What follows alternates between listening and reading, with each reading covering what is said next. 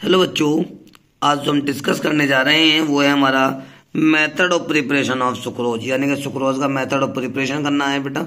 Okay, यानी कि cyclic form में किस तरह से ऑब्टेन होता है इसको बिल्कुल ध्यान से आप लोगों को देखना है।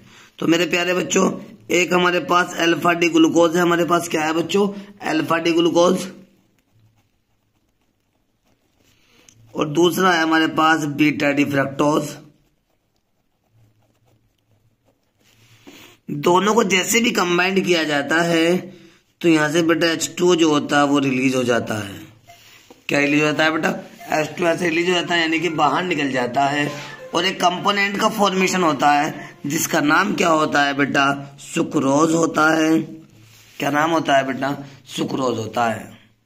यानी कि अल्फा डी ग्लूकोज और बीटा डी फ्रक्टोज दोनों कंबाइन करेंगे तो H2 रिमूव हो जाएगा और फॉर्मेशन किसका हो जाएगा बेटा? यहाँ पे सुक्रोज का फॉर्मेशन हो जाएगा, जिसका केमिकल फॉर्मूला होता है C12H22O11। ओके, अब देखो ध्यान से, ये बनेगा कैसे केमिकल इक्वेशन में? फॉर्मूला क्या होता है इसका? अल्फा डी ग्लूकोज का C6H12O6 प्लस C6H12O6, दोनों कंबाइन करेंगे। देखो ध्यान से क्या होगा, समझने की आप लोग थोड़ी कोशिश करें, देखिएगा। दोनों कंबाइन करने के बाद 2 तो यहां से H, कोई से एक में से 2 तो H और एक यहां से O। और रियल में आप चाहते हैं रिएक्शन कैसे होती है उसको समझ लो बेटा। एक H यहां से यूज होता है, एक H यहां से 2H और 5 यानी कि 6O में से एक O क्या बाहर निकल गया यहां से बेटा? H2 remove. जेनवन में इस तरह से होता है, ये आपको साइक्लिक फॉर्म में पता पड़ जाएगा। ये हमारे पास क्या है बेटा? अल्फा डी ग्लूकोज है। इसका नाम क्या है बेटा? Beta D fructose.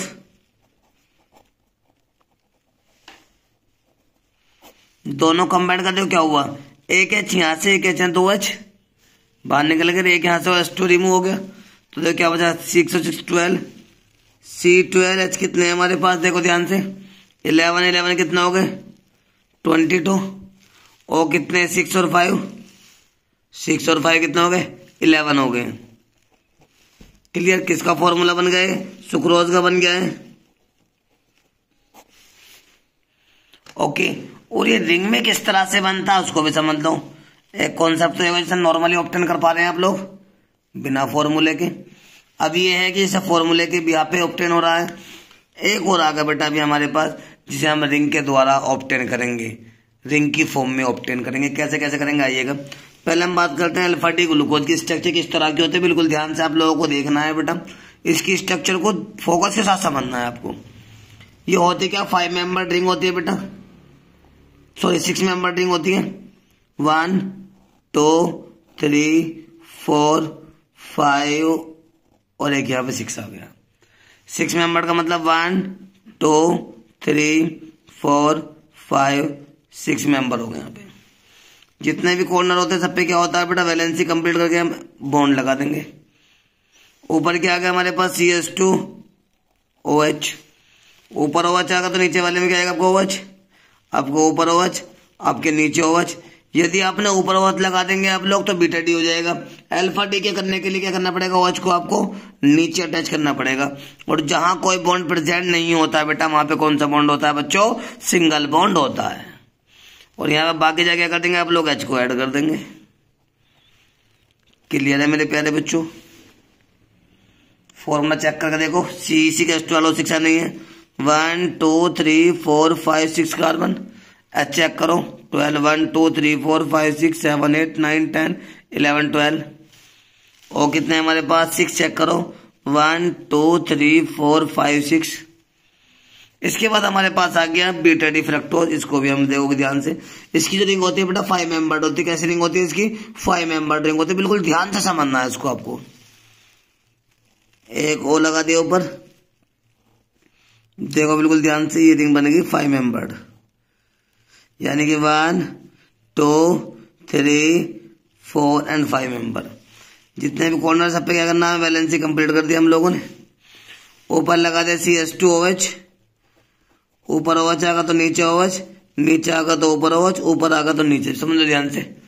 यदि आपने बेटा, मेरे प्यारे बच्चों इसको समझो, यदि आपने CH2OH ऊपर लगा दिया बेटा, ऊपर लगाते हो तो अल्फा डी बन जाएगा।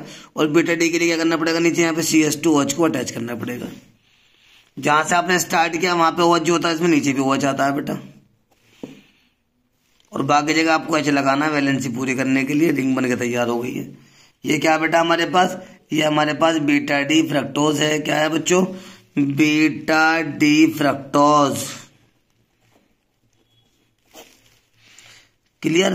और ये क्या है बेटा हमारे पास, जैसे कि ऊपर देख पा रहे हैं, अल्फा डी ग्लूकोज। ओके, इन दोनों को हमने कंबाइंड करा, रिंग को नीचे मूव कर दिया है स्पेस की वजह से बेटा।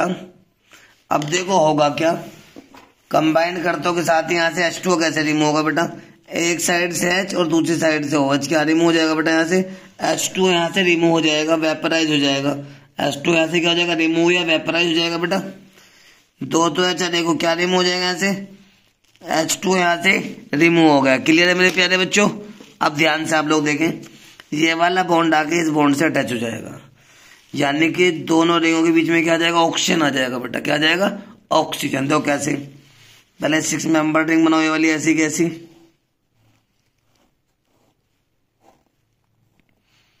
बन गई यदि। क्लियर। इसके बाद 5 मेंबर रिंग बनाओ बेटा।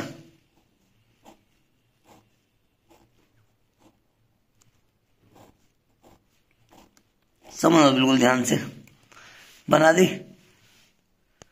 H भी एग्जैक्ट ऐसी कैसी नोट कर दो बेटा। ऊपर CH2OH है, CH2OH लगा दो, नीचे OH, ऊपर OH, नीचे OH, ऊपर H लगा दिया। कोई दिक्कत नहीं है बेटा। ऊपर आगा CH2OH, इन दोनों बॉन्डों के बीच में OH आ जाएगा बेटा। ये दोनों बॉन्डों के बीच में क्या आ गया, यहाँ पे ऑक्सीजन आ गया है बेटा। अब ये वाला OH ऐसी कैसी, ऊपर वाला OH ऐसी, नीचे वाला CH2OH ऐसी, बाकी जगह में क्या लगाना है, H लगाना है बेटा। जो बन के रेडी हुआ इसका नाम क्या होता है, सुक्रोज। क्या नाम बच्चों इसका, सुक्रोज इसका नाम है। ये एक डाइसैकेराइड होता है। क्या सैकेराइड होता है बेटा, डाइसैकेराइड होता है, जो दो मोनोसैकेराइड के कॉम्बिनेशन से मिलके बन रहा है, उसका नाम क्या होता है बेटा, डाइसैकेराइड होता है। कि ग्लूकोज जो होता है बेटा मोनोसैकेराइड का डेरिवेटिव होता है। ओके प्यारे बच्चों, रिंग आपको अच्छी तरह समझ में आ गई होगी। उम्मीद तो ये करता हूँ कि सब बच्चे समझ गए होंगे इसको। चलिएगा, सब बच्चे समझ के इसको आप लोग नोट कर लेंगे। फिर भी कोई डाउट आ जाए तो कमेंट में एक बार आप मुझे प्लीज बता देंगे बेटा।